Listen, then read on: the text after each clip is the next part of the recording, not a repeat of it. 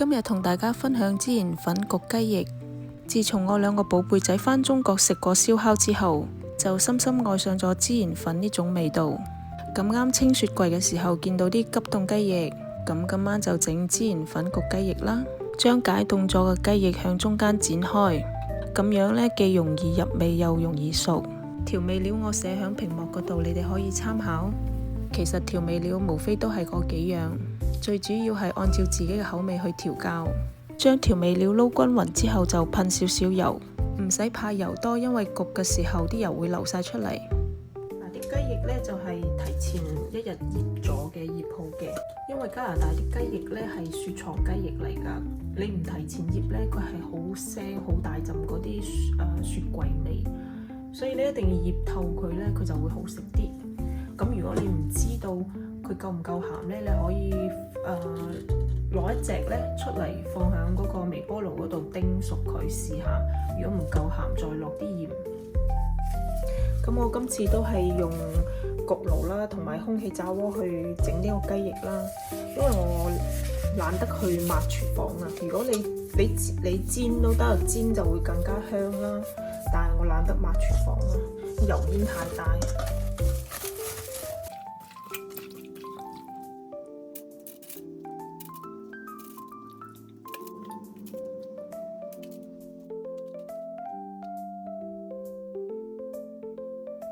我通常咧焗之前會向上面噴一層油，咁如果你唔中意，你可以唔噴都 OK 嘅。噴咗之後我就會覺得有光澤啲咯，呢啲係個人喜好。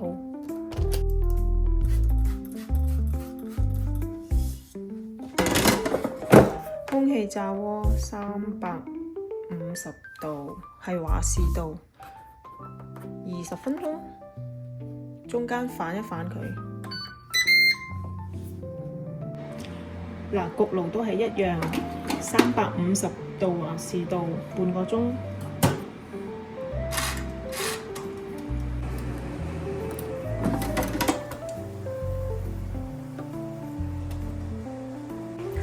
反一反佢，繼續。你睇下焗出嚟啲顏色幾靚，空氣炸鍋整嘢真係快靚正。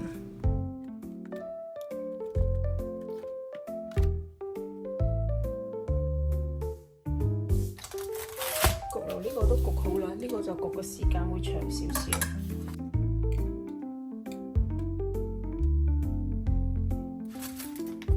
啲汁唔好嘥咗佢。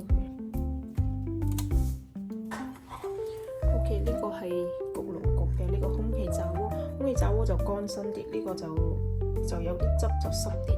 通常我喺佢哋放學之前會煮好啲餸，因為放學之後有時要補習，有時要游水。如果返嚟再煮嘅話，會搞到太夜。加少少紫菜碎喺啲飯嗰度，佢哋會好鍾意食。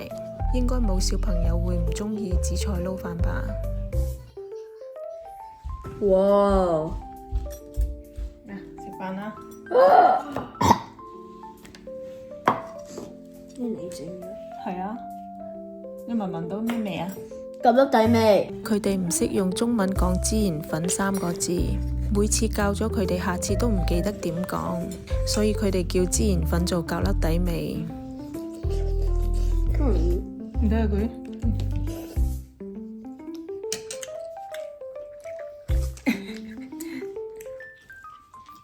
好味，好食。嗰個做咩食啊？係咪好似食嗰啲響 China 嗰啲 barbecue 咁樣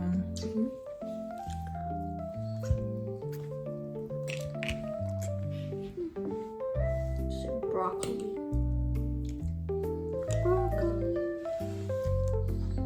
我最中意係 broccoli， 我 favorite 菜。拜拜。